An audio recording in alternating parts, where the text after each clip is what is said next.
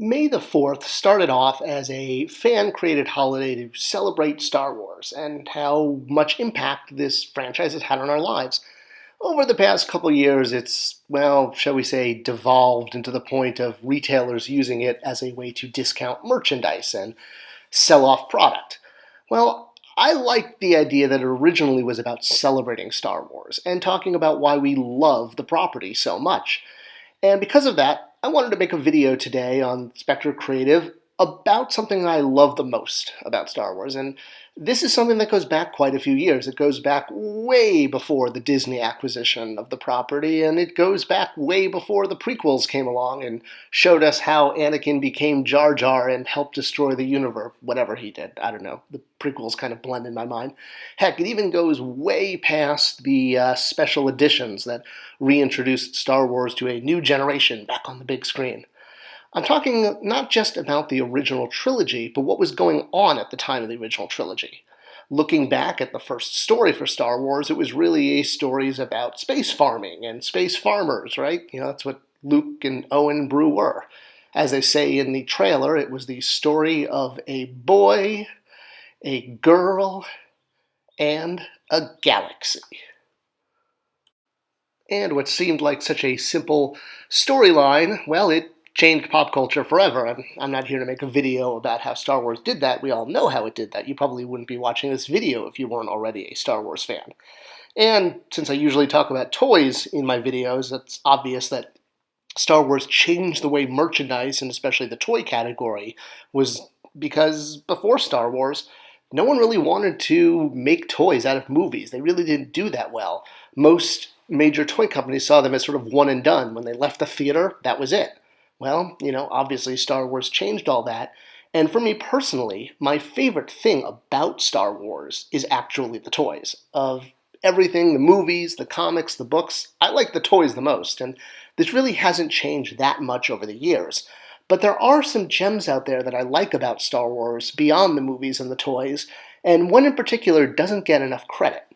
And no, I'm not talking about the Ewok movies, and I'm definitely not talking about the holiday special.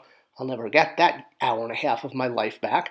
No, what I'm talking about is the National Public radio-produced Star Wars radio drama. And if you've never heard the drama, you've never heard of the drama, or you think that this is some kind of weird, crazy idea that Star Wars would be on the radio, well, let me go into a little bit about why this is so cool. And no, you're not insane thinking that why would Star Wars be done as an audio format? It is a property that is dependent on special effects and bright visuals and showing us things that we'd never seen before. That's what made Star Wars so groundbreaking in the theater and in the toy aisle. Well, yes, Star Wars is a very, very visual entertainment and a very visual content IP. But as the logline for the radio drama says, if you've seen Star Wars, wait until you've heard it.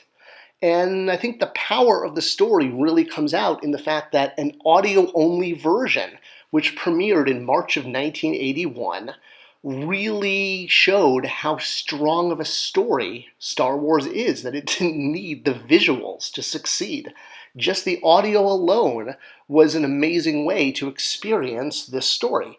And there are things about the radio drama that no other medium has basically, I guess, expressed. So a quick short version is that NPR, National Public Radio, was interested in adapting Star Wars, but they knew that there would be some issues, especially with the rights and the cost and all of that. Well, George Lucas, being the awesome producer who he is and being a fan of NPR, gifted all of these Star Wars storylines to his alma mater, USC, which is where he got his degree in cinematic arts. He's always kind of, doing things for his old school. And so for the low cost of $1, he sold the rights to Star Wars as a radio drama for USC and NPR to produce. And along with this, he threw in the entire sound effect library, which he gave them for the same thing, for that original $1. So they had the rights and access to all of the sound effects, from Darth Vader's breathing to Princess Leia's running. Next up was tapping someone to write this, and that fell on Brian Daley, who was known for writing some Star Wars novels that had come out after the original film, to what I guess you could say was the original expanded universe.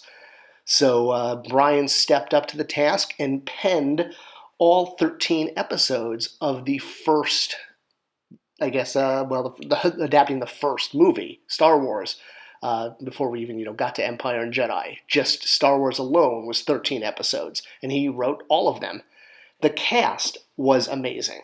Not only did we get the talent of, Perry King, Brock Peters, and Ann Sachs, but original trilogy actors were included as well. I mean, obviously R2-D2 was easy to add because he was just beeps and whistles, as was Chewbacca, but the radio drama really stood out because both Anthony Daniels and Mark Hamill reprised their roles as C-3PO and Luke Skywalker, respectively. And that really kind of brought the radio drama to life and made it feel very, very authentic. So while it started off with Star Wars in '81, a few years later, The Empire Strikes Back was adapted with the same talented cast and writer, and Return of the Jedi came about 10 years after that.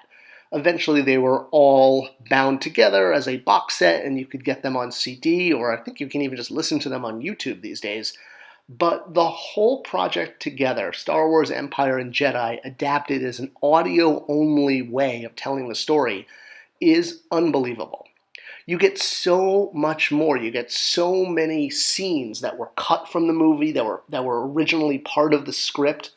Like that whole thing with Biggs and Luke when they're on Tatooine, right?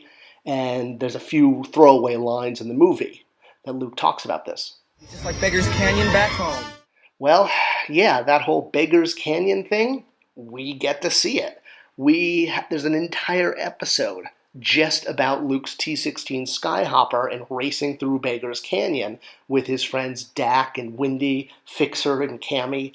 It was from a few deleted scenes in the original script, but we basically get to see so much more of Luke's boyhood when he and his friends would race around Beggar's Canyon with their Skyhoppers, and this is what prepared him in order to run the trench of the Death Star. It was very similar to a canyon, and that's why he was so good at it. We even see a race where Luke threads the Stone Needle, which is that giant natural formation, I guess, with a big hole in the middle there that he runs his Skyhopper through. We also get an entire episode dedicated to Leia and her father on Alderaan, where the seeds of the rebellion are set and discussions are made of how they're going to smuggle the data tapes to get them to the rebellion and pick up Obi-Wan Kenobi. It's also interesting that Leia's father is called Prestor Organa, and because of this, Prestor was later sort of retconned as his middle name. So before he was Bail Organa, he was Prestor Organa. So we really do get kind of the whole story of Rogue One as well. I mean, obviously none of these characters are there, but the same story is told in one of the expanded episodes. There's also details throughout the radio drama that really bring light to new moments, such as when Luke buys droids from the Jawas.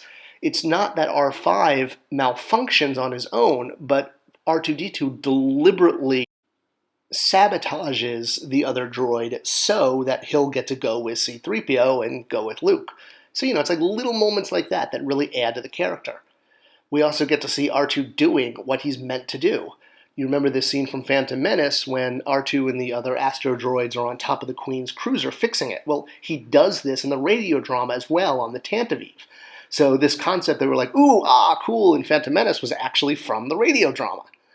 We also see scenes that were later added back in, like in the special edition with Han talking to Jabba.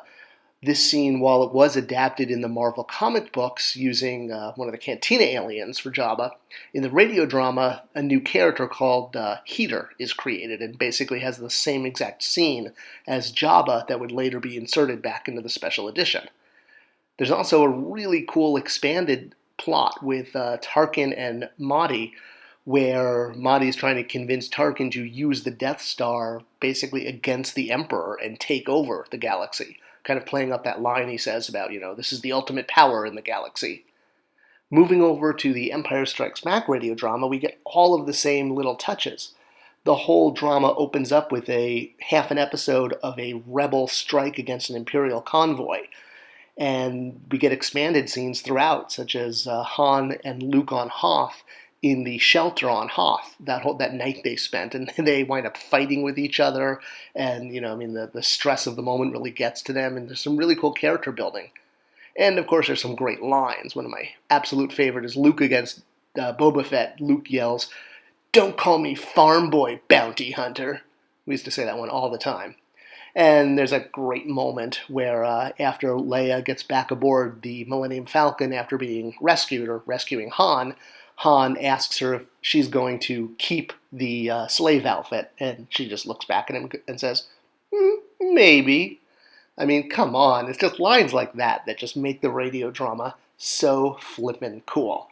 Characters are expanded. Everything we love about Star Wars is expanded, and it's all right there. It's great for a car trip. It's great for listening at work or at home while relaxing. I've listened to it countless times, and if you haven't checked it out, I really, really do highly recommend it. Pick it up, listen to it on YouTube. It really is about why we love Star Wars, and heck, that's what May the 4th is supposed to be about. So let's celebrate Star Wars with something that makes Star Wars even better, the radio drama. If you haven't heard Star Wars, you haven't heard it. Hope you liked this video, and I hope it introduces you to something new about something we all love. Give me a like and a subscription simply because that tells YouTube to share this video with more people. And that's what it's all about, sharing love for things. Thanks so much, and see you next time.